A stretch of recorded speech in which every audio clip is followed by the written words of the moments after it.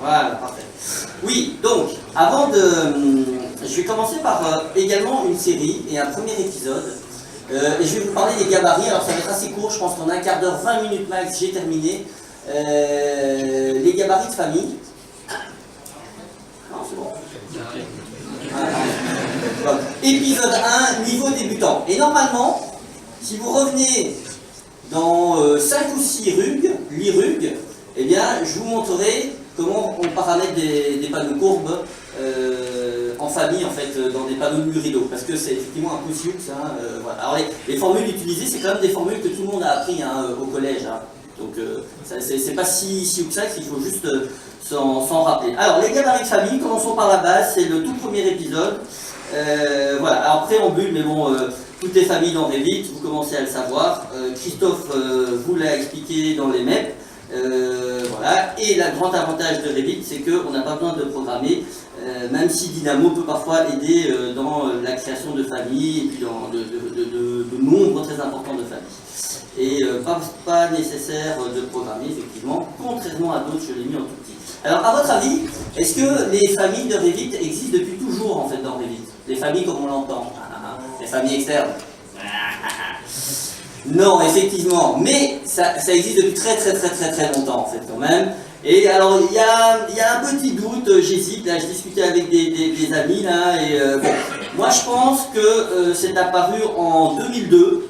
Vous voyez un bref historique, la création de Revit, première version de Revit en 2000, rachat de Revit en 2002 par Autodesk, et l'apparition des familles chargeables. Moi on va dire, je les positionne autour de 2002, Revit version 5, et parce que si vous allez sur le site de Revit City, qui est un site historique de contenu, mais quand je dis historique, vraiment, voilà, qui existe depuis des années, les versions de famille les plus anciennes que vous allez trouver, ce sont des versions 5. En fait. Et je pense que ça devait être la première version de Revit qui permettait la création de familles externes, en fait. Donc du coup, très intéressant. Il y en a qui disent que c'est plutôt version, enfin, il y en a qui disent que c'est plutôt juste la version d'après, mais bon, a priori, s'il existe des familles sur Revit City en Revit 5, bon, je vois pas pourquoi ça serait apparu plus tard. Alors, les gabarits. En fait, les gabarits, quand on est débutant en famille et qu'on se retrouve devant ça, ça peut parfois effectivement faire peur, en fait.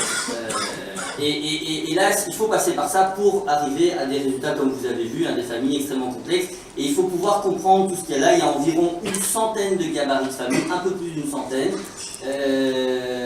Entre bien sûr les familles de modèles que vous avez ici là à droite, les familles d'annotation, toutes les étiquettes, les extrémités de lignes de coupe et ce genre de choses, les familles de cartouches, et puis le gabarit des familles de volumes conceptuels, qui est ici tout seul, là dans un petit dossier, mais en fait il y en a d'autres qui sont parsemés ici dans cette liste-là. Alors, la première chose qu'on peut imaginer comme astuce, c'est de dire on va classifier les familles par... comment dire, par discipline. Christophe parlait des différentes disciplines métiers, architecture, structure, fluide, électricité, et ainsi de suite. Et on peut effectivement, en fonction de ce qu'on fait, de qui on est, dire bah, tiens, moi je vais m'intéresser aux familles architecture qui sont effectivement en jaune ici. Voilà, alors je n'arrivais pas bien à lire, je vais voir si je peux zoomer un petit peu. Voilà. Il y a d'ailleurs des gabarits très bizarres, je trouve, parce qu'on retrouve des gabarits, par exemple, qui s'appellent appareil téléphonique métrique. Appareil, je crois qu'il y avait, alors il a peut-être disparu, il y avait appel malade à un moment donné, métrique comme gabarit. C'est quand même un peu particulier d'avoir ce détail-là en tant que gabarit. Par ailleurs, il n'y a pas de gabarit appareil sanitaire, typiquement. Tu vois ? Il y a un détail comme ça, c'est qu'il y a une donnée qui est rattachée, il ne faut pas modifier en tant qu'utilisateur. Alors c'est vrai et c'est pas vrai. Moi j'ai une autre interprétation, mais bon. On va discuter ça tout à l'heure. Mais en fait, quand on parle de discipline, on parle souvent de catégories, et du coup dire que les gabarits, on va les classer par catégorie de famille qu'elles sont censées créer, c'est en fait une mauvaise compréhension et une mauvaise approche du gabarit. Parce que le gabarit, ce n'est pas égal à la catégorie, contrairement à ce qu'on pense, même s'il y a des gabarits porte métriques, Gabarit, fenêtre, métrique, c'est pas pour ça en fait qu'ils sont là les gabarits. Parce qu'en fait les gabarits, ils sont là pour déterminer un comportement. Ça me fait penser aux classifications de réseau, de système. Donc voilà, donc gabarit égale comportement. Et à partir du moment où on regarde avec ces lunettes-là, eh bien je dirais qu'on peut classer et trier différemment. C'est-à-dire qu'on a par exemple les gabarits, vous voyez là en haut, qui sont des gabarits, les gabarits d'annotation, hein, donc tout ce qui est vue spécifique, donc famille, vue spécifique, spécifique aux vues. Les gabarits de volume conceptuel, il y a les gabarits de famille autonome standard que vous voyez en blanc. Vous voyez, donc qui sont vraiment les gabarits pour faire des chaises, des tables, qui n'ont rien de particulier comme comportement. D'accord? Après, on rentre dans les gabarits un petit peu particuliers, et un que j'adore, je vous montrerai les familles, les gabarits lignes en fait, pour faire des familles lignes, c'est un super gabarit, et là effectivement c'est très très particulier, hein, voilà, c'est un comportement qui est proche d'ailleurs du composant adaptatif 2 points, voilà, donc voilà, on a tous les gabarits pour les faire des familles hébergées. Donc hébergés sur des murs, des sols, des toits, des faces, hein, donc voilà. Et puis on a les gabarits de famille que moi j'appelle spécial, dans le sens où vous êtes obligé d'utiliser ce gabarit-là pour faire ce que vous voulez. Typiquement, c'est le barreau métrique. Le barreau métrique, pour faire des barreaux, il est ici. Vous ne pouvez pas faire de barreau sans passer par un gabarit de barreau. C'est simple. Vous ne pouvez pas faire de panneau de mur rideau sans passer par un gabarit de panneau de mur rideau. C'est impossible. D'accord? Parce que derrière, il y a effectivement tout un système de comportement de l'objet qui est attaché au gabarit qu'on a choisi. C'est en quelque sorte un petit peu, on va dire, comme un mini-programme dans le programme, si vous voulez. Voilà. Et donc, si on regarde ça, eh bien, on peut finalement, parce qu'il y a beaucoup de redondance, hein, regardez, je vais essayer de vous montrer, vous voyez, il y a fenêtre métrique là. Et puis il y a fenêtre métrique avec finition. Vous doutez bien que fenêtre métrique avec finition, ça sert strictement à rien, si ce n'est à avoir un cadre, un pré-cadre avec votre fenêtre qui de toute façon ne conviendra pas à votre façon de concevoir des fenêtres si vous voulez. Donc ça c'est typiquement le truc, enfin le gabarit qui ne sert pas à grand chose dans la liste de gabarits. Et donc si on va un petit peu plus loin, ceci dit, partant du tri par comportement, on peut finalement en extraire que les gabarits qui sont utiles, vraiment utiles. Et ce sont tous les gabarits qui sont non grisés. Ça ne veut pas dire que vous devez supprimer les autres, ça veut juste dire que vous n'en avez pas vraiment besoin, en fait. Voilà. Voilà, donc après on peut discuter. Alors je suis pas sûr sur les MEP, il y a des trucs sur les MEP, j'étais pas sûr, et sur les structures, mais bon, en gros, il y a à peu près plus de la moitié des familles qui sont pas vraiment intéressants, ou du moins qu'on peut arriver, auquel on peut arriver sans avoir un gabarit spécifique de démarrage, en fait. Alors. Voilà, donc ça c'est pour la partie théorie, hein, donc je vous laisserai. Et puis je vais vous montrer quelques cas d'application liés au gabarit. Et le premier truc, c'est entre le gabarit et la catégorie, mais je l'aime vraiment très très bien, beaucoup. C'est le changement de type à occurrence d'un paramètre intégré en fait. Alors je vous explique le cas de figure. Vous voulez créer une famille de portes, par exemple. Allez, je vais faire, donc tout simplement, je peux partir du gabarit porte, mais je peux bien sûr partir du gabarit modèle générique métrique mur, d'accord, voilà, et dire que ce que je fais est une porte. À très peu de choses près, je vais me retrouver dans la situation de départ du gabarit porte. D'accord? Alors il manque d'ouverture, machin, mais de toute façon l'ouverture qui est dans le gabarit de porte, on ne l'utilise pas, on le supprime pour créer des vides, enfin bon, voilà. Donc voilà un petit peu, voilà. Alors le truc c'est que moi je voudrais créer une porte et je voudrais utiliser un paramètre intégré. Et le paramètre intégré que je veux utiliser, ce n'est pas un paramètre de longueur, parce que un paramètre de longueur, là je mets un paramètre de longueur, vous le saviez peut-être pas, alors dans annotation, mais un paramètre de longueur,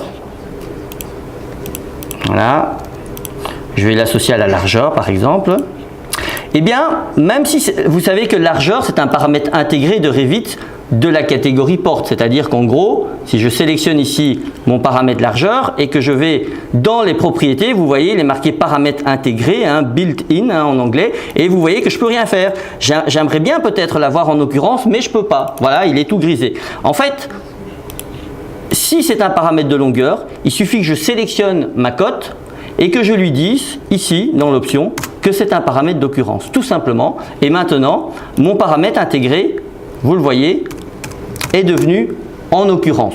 D'accord? Alors pour une largeur, c'est peut-être pas très pertinent, hein, mais voilà. Le problème, c'est que ceci, je ne peux pas le faire avec un gabarit qui n'est pas un gabarit longueur que je peux poser sur une cote. Imaginons que vous voudriez changer le paramètre intégré qui s'appelle protection contre l'incendie en paramètre d'occurrence. Pourquoi? Enfin, il y a plein de raisons liées au BIM et au renseignement de l'information, mais parfois on voudrait que ce paramètre ne soit pas de type, mais il soit d'occurrence en fait. Le problème, c'est que bien sûr, je ne peux pas le faire puisque je ne peux pas poser ce paramètre sur une cote et bien sûr, c'est tout grisé. Alors vous allez me dire, il n'y a qu'à créer un paramètre partagé. Certes, on peut créer un paramètre partagé, mais il y a des petites limitations sur les paramètres partagés, notamment, on ne peut pas les utiliser dans des tables de valeurs. Mais bon, je vous expliquerai un jour ce que c'est que des tables de valeurs et c'est parfois très très utile en fait d'utiliser des tables de valeurs. Mais il y a une petite astuce en fait. Il suffit que vous donniez une valeur à ce paramètre. Voilà. Hop. Et qu'après, vous changez de catégorie. Par exemple, je vais passer en modèle générique. Tadadam. Hop. Et ça, je l'ai trouvé tout seul. Hein. Voilà. Et comme le paramètre a été renseigné, il a été conservé en fait. C'est-à-dire que normalement, il supprime les paramètres intégrés qui sont liés à une catégorie quand vous changez de catégorie. Mais comme il est renseigné, parce que le paramètre protection contre l'incendie n'existe pas dans toutes les catégories, il existe pour les fenêtres, pour 2-3 autres objets, voilà. Eh bien, regardez, je sélectionne, tadada, je le modifie. C'est pas un paramètre intégré de la catégorie modèle générique, donc je peux le passer en occurrence. Tadada. Et maintenant, je reviens en porte, puisque je veux quand même créer une porte. Et voilà. Et mon gabarit est resté en paramètre d'occurrence. Voilà. C'est un grand malin. Quoi? L'URL. J'ai pas essayé l'URL. Ça marche pas parce qu'il est déjà dans votre famille. L'URL, il est dans toutes les familles, l'URL. Il est dans toutes les familles. Donc effectivement, ça marche que pour les paramètres intégrés qui sont propres à certaines catégories. L'URL qui est propre à toutes les catégories, on ne peut pas le passer en occurrence, même si parfois on aimerait bien le passer en occurrence. Je suis tout à fait d'accord. Mais vous voyez une petite astuce qui est simple. Voilà, à l'occasion, il faudrait peut-être que je discute avec les développeurs, savoir si. Je pense pas qu'ils l'avaient prévu ça. Hein. Je sais pas ce qui se passe derrière, mais en tout cas, ça marche. Je pense qu'il faut que je fasse un test parce que je suis pas sûr que ton paramètre n'a pas disparu en fait. Ah non, il y est. Hein. Non, mais informatiquement parlant, je suis pas sûr que ce soit le même. Ah, en tout cas, je peux le nomenclaturer et tout. Hein. Je l'ai déjà testé. Hein. Oui, je peux le nommer. Oui, parce que toi, tu l'as. Oui, un test. Bon. Voilà. Première application. Alors, on était à cheval entre le gabarit et voilà. Alors, autre application du gabarit. Et là, je vais vous montrer l'usage des gabarits famille ligne en fait. Je les aime beaucoup et beaucoup d'utilisateurs les exploitent très peu en fait. Qui fait des familles et qui exploite beaucoup le gabarit ligne? Personne. Alors peut-être qu'il y a personne qui fait des familles. Donc il y a quand même pas mal. Mais les gabarits lignes, donc du coup vous en utilisez pas beaucoup. Eh bien je vais vous montrer. En fait je pensais que tout le monde connaissait, mais non, bizarrement. Il y a deux petits gabarits qui s'appellent gabarits lignes. Je vais vous le remontrer là ici. Ils sont un peu planqués là. Il y en a quelques-uns en fait. Il y a éléments de détail métrique ligne, mais qu'on n'a pas vraiment besoin parce que l'outil existe dans Revit. Et il y a surtout modèle générique métrique ligne en fait. Et le modèle générique métrique ligne, je vais vous montrer à quoi il sert. Alors il y a plusieurs utilisations. Il y a par exemple voilà, ça.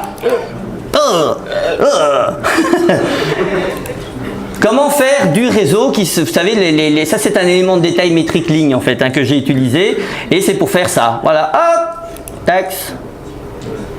Ah, il n'est pas chaîné, j'ai oublié de le chaîner. Alors bien sûr, Alors, on essaye avec Michael désespérément d'essayer de faire des courbes. Mais on n'y est pas encore arrivé. Alors, on y était arrivé à un moment donné, puis on n'y arrive plus, donc on ne sait plus comment. Mais a priori, c'est possible, donc on va tweaker ça, et puis le jour où on y arrive, on vous le montrera. Mais vous voyez ce que ça fait?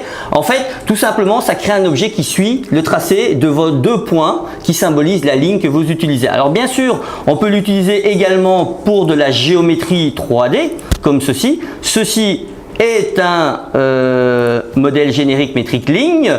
Et vous voyez qu'il y a à la fois une partie extrusion linéaire, mais il y a aussi une partie répétition. Vous voyez, hop, hop. Alors Revit est en train de calculer, hein.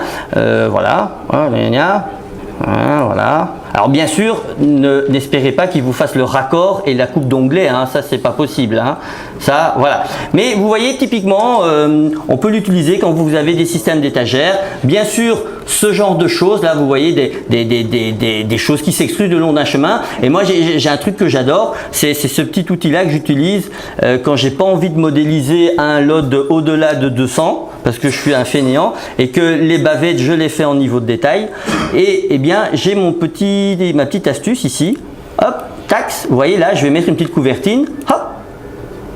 Alors, elle est à l'envers. Hop, voilà. Et bien sûr, comme c'est Revit, je peux. Alors, je vois un peu trouble. Je ne sais pas si c'est l'âge ou si c'est. Je peux bien sûr aligner pour que vous le devinez. Si je modifie l'épaisseur de mon mur, hop, ma bavette s'adapte automatiquement.